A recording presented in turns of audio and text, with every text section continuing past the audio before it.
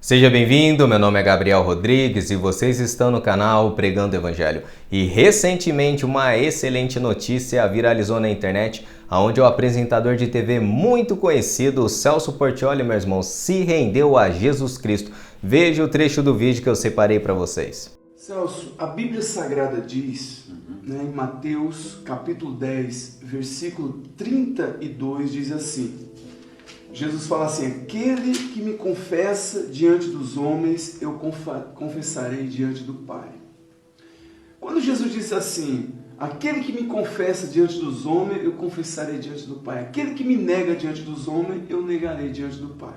Ele quer dizer que a gente precisa confessar.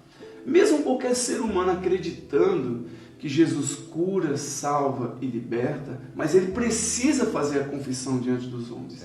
E nesse momento eu quero pedir para você, se você quer aceitar Jesus como seu suficiente salvador da sua vida. Claro que quero. Quer? Então tá bom. Então vamos fazer uma oração diante da Bíblia Sagrada. Porém, o que levou o Celso Portiolli a se render a Jesus Cristo, meus irmãos? Em um podcast, Celso Portiolli disse que a sua família sempre foi católica, a sua esposa evangélica, e devido ao câncer na bexiga que ele estava batalhando, e pela graça de Deus ele ganhou essa batalha pela misericórdia do nosso Senhor. E não podemos esquecer, meus irmãos, da graça comum de Deus em dar crédito aos médicos que, pela providência do nosso Senhor, foram dotados de conhecimento e ajudaram Celso nessa recuperação.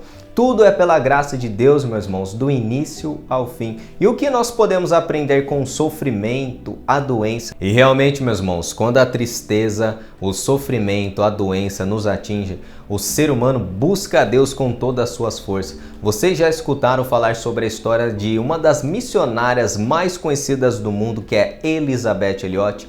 Elisabeth Elliot, meus irmãos, foi uma autora e palestrante cristã.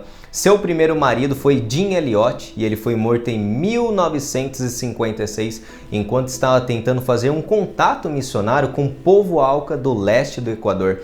Mais tarde, ela passou 2 anos como missionária para os membros da tribo que mataram seu próprio marido, meus irmãos. Olha a história dessa mulher. Imagina, meus irmãos, pregar o evangelho para uma tribo que matou seu marido. E o testemunho de Elisabeth Elliot tem chocado muitas pessoas, cristãos, céticos ao redor do mundo. E vocês podem conhecer mais a respeito dessa missionária no livro O Sofrimento Nunca é em Vão, publicado pela editora Fiel.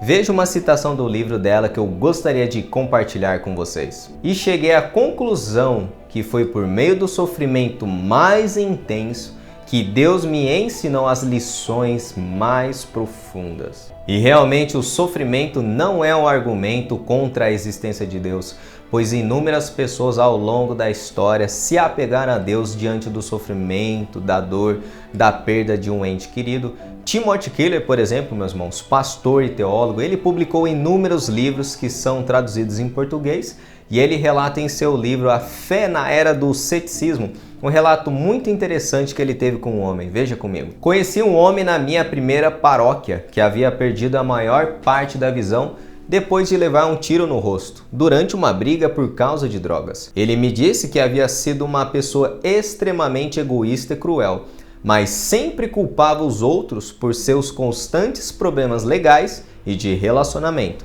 A perda da visão o deixou arrasado, mas também contribuiu profundamente para torná-lo humilde. Quando meus olhos físicos foram fechados, meus olhos espirituais se abriram, disse ele. Finalmente percebi como eu vinha tratando os outros. Mudei e agora, pela primeira vez na vida, tenho amigos de verdade. Paguei um preço altíssimo, mas devo dizer que valeu a pena. E Deus permitiu que o sofrimento atingisse a vida daquele homem para um bem maior na sua vida. Existe, meus irmãos, alguma explicação racional para isso? De maneira nenhuma. Muitas coisas são mistérios nas Escrituras, inclusive o sofrimento.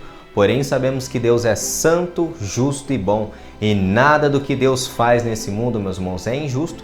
Vocês conhecem também C.S. Lewis? Lewis, por exemplo, era ateu e ele se converteu ao cristianismo. E ele escreveu inúmeros livros que influenciam cristãos, filósofos e até os ateus ao redor do mundo até o dia de hoje. E sua obra mais famosa, com toda certeza, é Cristianismo Puro e Simples e Nárnia. Nárnia tem até uma versão adaptada do livro para o filme. E Lewis, antes da sua conversão, meus irmãos, tinha problemas com o sofrimento e ele rejeitava qualquer noção de um Deus a partir de uma perspectiva que o mundo é muito cruel para Deus existir. Porém, ao se converter, Lewis se deparou que seu argumento ateísta era simplista demais e ele mesmo alegou em seu livro Cristianismo Puro e Simples que o sofrimento não pode afirmar que Deus não existe. Em outro livro, Lewis afirmou que o sofrimento é o megafone de Deus para o mundo ensurdecido.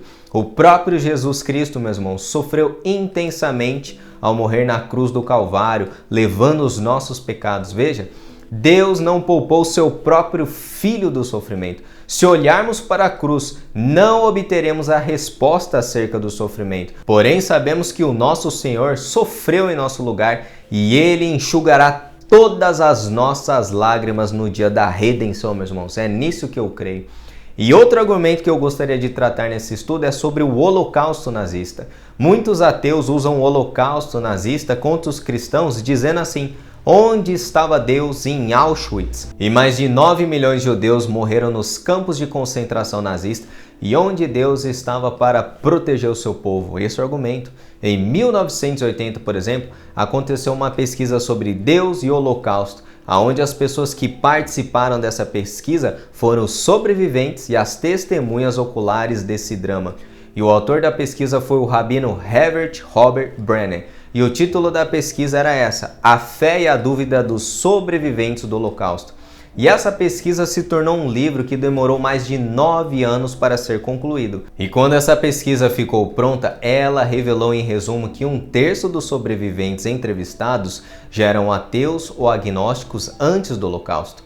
E esses disseram ter perdido sua fé ou qualquer possibilidade de um dia construí-la. O outro 1/3 confessou que a intensidade da fé foi diminuída, mas não abalada ao ponto de se tornarem descrentes. Eles ainda continuavam crendo em Deus mesmo após o Holocausto. Olha que interessante essa pesquisa.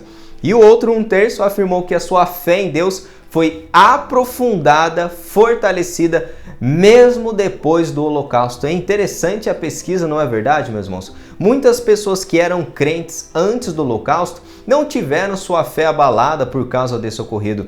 Porém, para os céticos e muitas pessoas que não foram testemunhas oculares do drama, o Holocausto confirmou o seu ceticismo. Sendo simples, o ocorrido do Holocausto abalou mais as crenças de quem viu de fora do que as próprias pessoas que experimentaram o Holocausto. E o mais curioso do Holocausto é que era de se esperar dos sobreviventes que eles se tornassem ateus depois desse ocorrido. Porém, não foi isso que aconteceu. A fé de muitos se tornou mais convicta depois do Holocausto. E como nós podemos explicar isso racionalmente, meus irmãos? Não há explicação.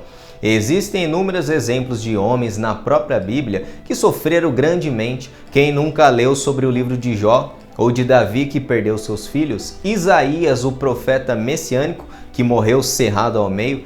João Batista, que pregou a vinda do Messias e teve a sua cabeça degolada? Porém, algo muito importante para ressaltar nesse estudo é que nem sempre, meus irmãos, Deus vai demonstrar a sua graça, livrando as pessoas do sofrimento, da doença. É igual o exemplo que eu citei nesse estudo da missionária Elizabeth Elliot, que perdeu seu esposo na obra missionária.